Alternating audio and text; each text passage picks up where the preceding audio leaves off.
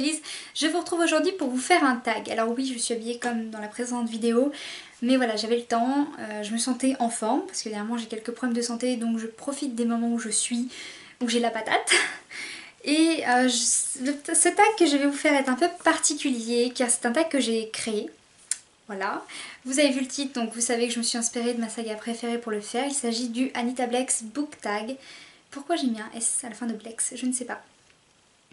En tout cas, c'est le Anita Blex Book Tag et je vous mettrai les questions entre guillemets qui correspondent donc au titre en fait des romans dans la barre d'informations. Alors c'est un tag que j'ai créé, donc il n'est pas forcément parfait, j'ai quand même vérifié qu'il n'existait pas avant. Et en fait il est assez simple, j'ai pris juste les titres des romans et selon ce qui m'inspirait j'ai mis une petite question où il faut montrer un livre ou voilà, dire tel personnage.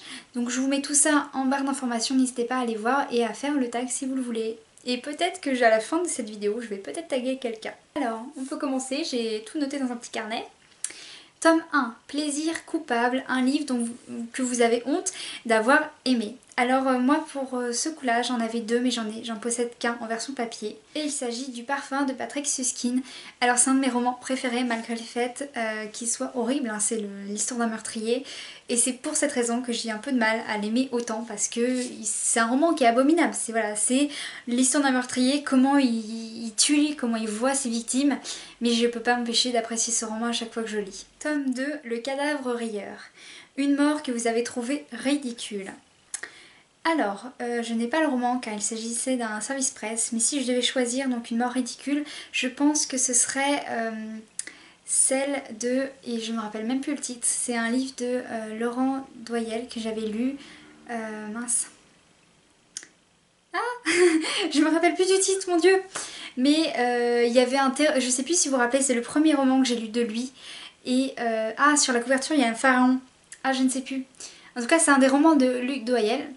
Et je sais qu'à un moment donné, un des héros était poursuivi par une sorte de terroriste, entre guillemets, parce qu'il était tellement nul en tant que terroriste que c'était hilarant.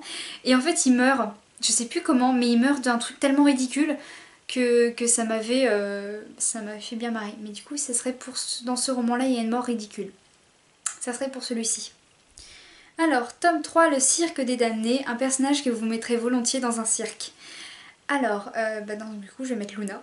Voilà, je peux pas choisir un personnage d'Alice Super Merveille parce que ça serait trop évident, mais du coup, pour le coup, je mettrais Luna parce que je pense que si elle devait créer, vous savez, un numéro dans un cirque, ça pourrait être franchement drôle.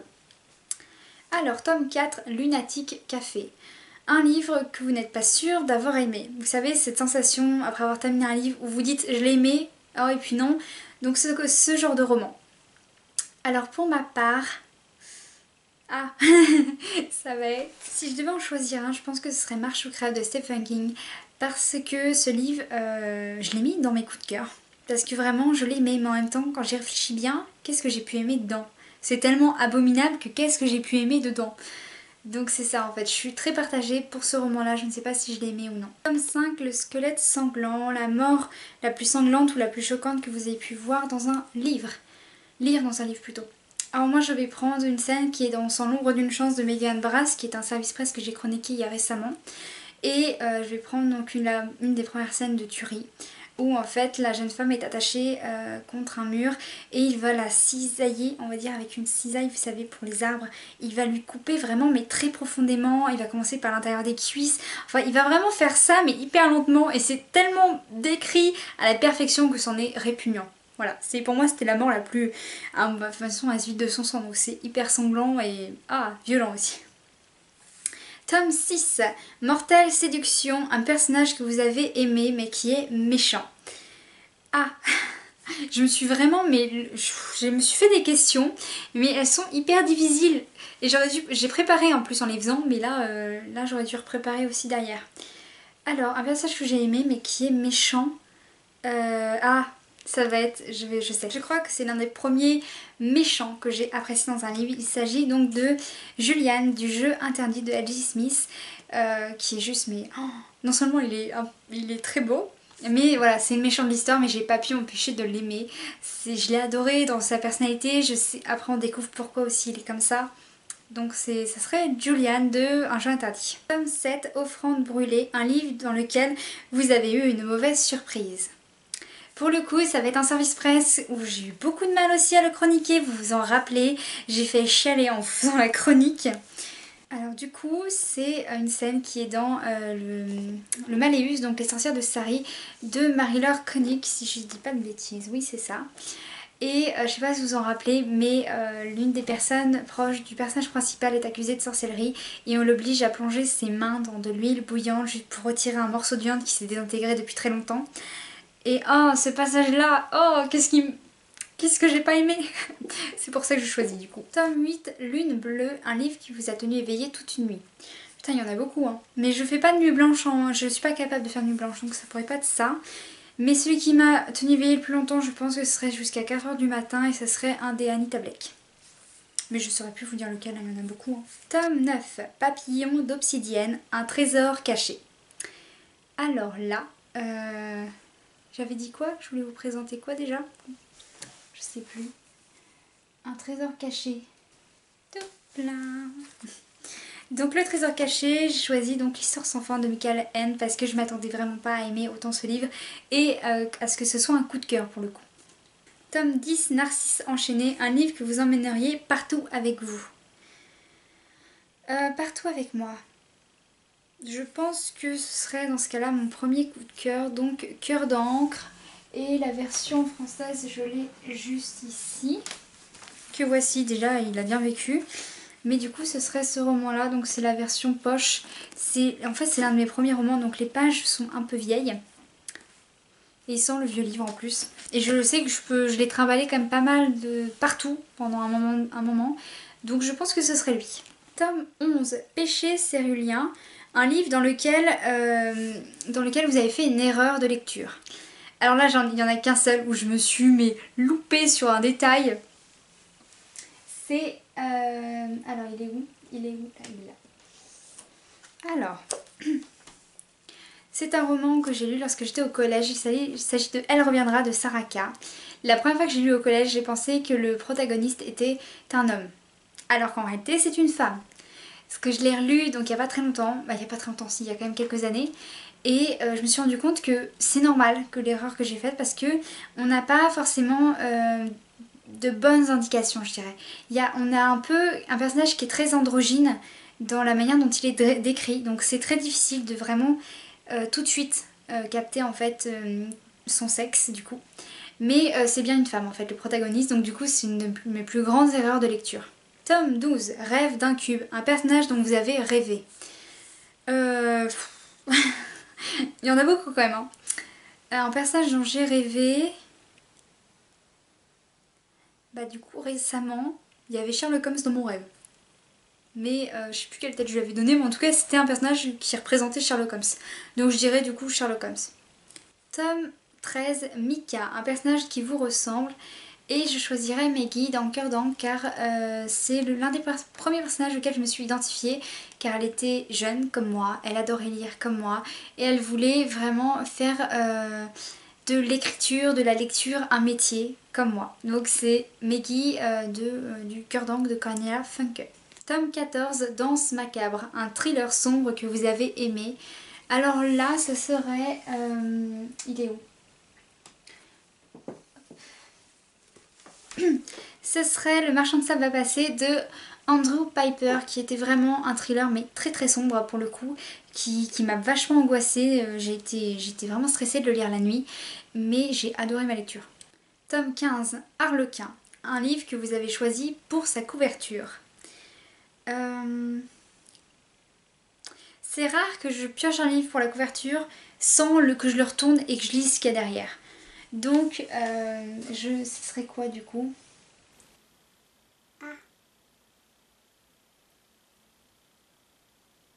Je sais même pas si ça m'est déjà arrivé. Non, ça a dû m'arriver. Je pense que ça a dû m'arriver. Mais c'était il y a longtemps et du coup je me rappelle pas. Peut-être que je l'ai lu en e-book. C'est possible aussi, mais je me rappelle pas du coup du titre du livre. Ah, je ne sais pas. J'aurais tendance à dire celui-ci. J'aurais tendance à piocher le tome 1 des Enfants de Frankenstein de Richard Pierce parce que sans doute que je l'ai pris donc au CD de mon collège et que je l'ai sorti. Le problème c'est qu'il y a quand même de l'écriture. Donc je pense que j'ai quand même dû lire avant de le lire. Mais ouais, je sais pas du tout.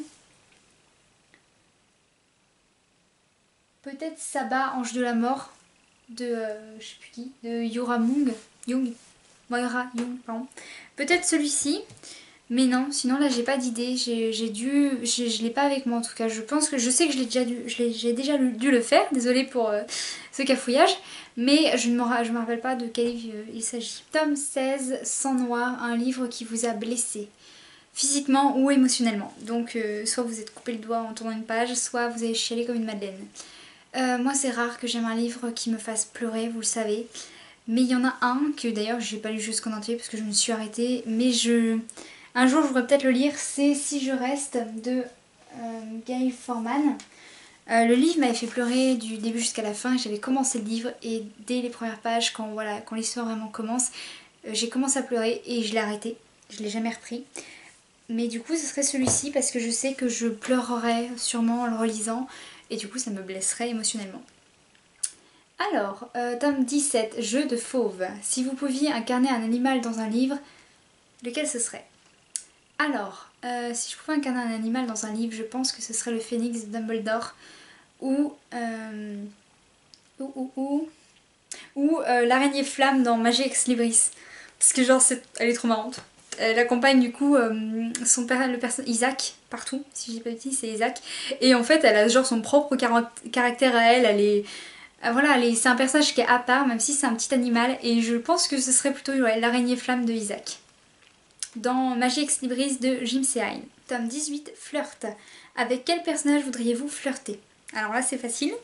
C'est Eric Northman de la saga La Communauté du Sucre de Charlène Harris. Je vous les sors pas parce que du coup en fait il y a les cartes au-dessus et ce serait galère de tout remettre en fait après. Voilà. Ensuite, tome 19, Coup de feu. Si vous deviez tuer un personnage, lequel ce serait? Si je devais tuer un personnage, ce serait Bella ou Edward de Twilight. Ils m'ont tellement énervé ces deux-là que j'ai envie de les tuer. Voilà, tout simple.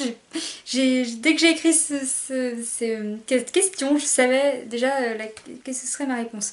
Et j'ai eu du mal là, hein, vraiment. On l'a senti.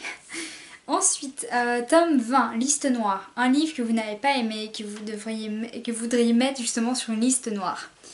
Un livre que j'ai pas du tout aimé. Ah, ce serait le dernier des éléments... Non. Ah, je sais plus, c'est un service presse que j'ai chroniqué. Je l'ai pas aimé, punaise. L'histoire en elle-même, vous savez, l'écriture, le point de vue écriture de l'histoire était juste génial, mais l'histoire en elle-même, je ne l'ai pas aimé. Ah, je sais plus lequel c'est, parce que je crois que j'en ai deux. Je crois que c'était le dernier des éléments où... Oui, je pense que c'est un livre, un titre du site. Je crois même que je l'ai lu en même temps que le livre de Luc Doyle dont je parlais tout à l'heure. Je pense que je l'ai lu en même temps. Et donc ce serait plutôt ce roman-là. Alors, j'en étais rendue où? Désolée, j'ai un petit peu de mal. Là, je commence à plus être trop en forme.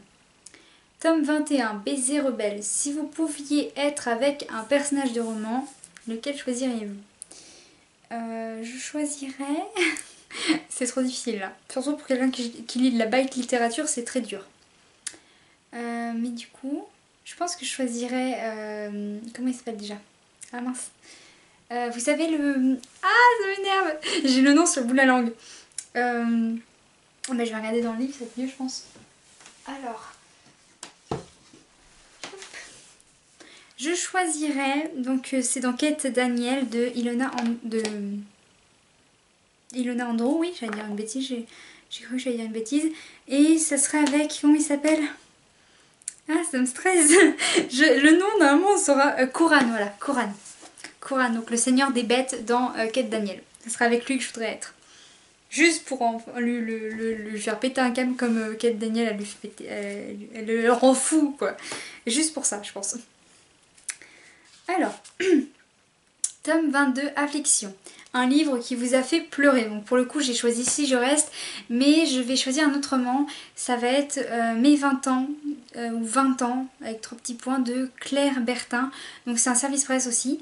Et je sais qu'il m'avait fait pleurer parce qu'il y avait un passage très émouvant et vous ne pouviez pas ne pas pleurer pour ce genre d'événement qui se déroulait dans une histoire. Mais du coup il m'a fait pleurer. Voilà. Tome 23, Jason, un personnage que vous voudriez comme ami. Merci pour la moto. Comme ami, qui c'est que je voudrais comme ami?